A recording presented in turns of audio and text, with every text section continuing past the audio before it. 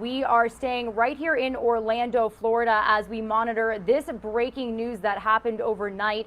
This morning, we're learning that a 14-year-old boy is dead after falling from the Orlando free fall drop tower at Icon Park. So if you haven't been to Orlando, or even if you have been, this is basically a strip of restaurants, of rides. This is where the big Ferris wheel is if you pass it on I-4. And it's a really great place for tourists to go to enjoy their vacation. But obviously, a tragedy definitely struck last night. And as this investigation gets going this morning, I do want to head out live to the scene right now. That's where Fox 35 Orlando's Nestor Motto is joining us with the very latest. Nestor, such a tragic story. What can you tell us this morning as the sun is starting to come up?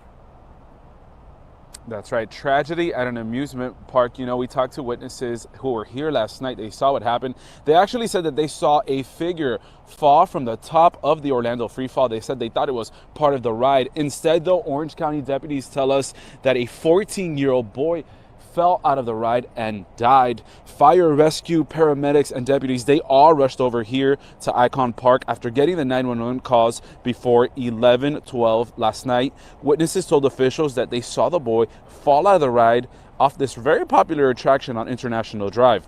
We know the 14-year-old was rushed to the hospital. That is where he unfortunately died from his injuries. We did talk to some people who said that the boy's parents were there watching in the front row, panicking after what they saw. At first, we thought it was a piece of the ride, falling off or whatever the case was, until we got a little closer and it was actually a person laying on the ground. Everybody was just panicking, we heard screaming.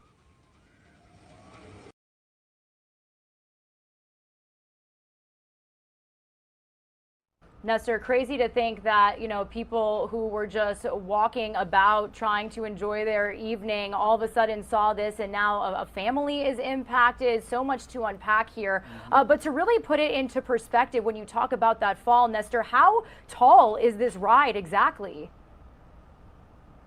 Well, the tower, according to the park's website, is 430 feet tall. And what happens is at about 400 feet, they take riders up, and that's where they drop. And then the drop is 75 miles per hour. They do tilt forward a little bit before the drop. So it's a very, it's a thrill ride. And of course, something went terribly wrong.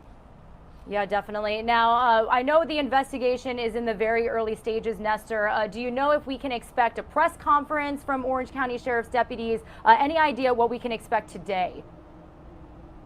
Well, we are still waiting on word for that. We did talk to a representative that came out here early this morning.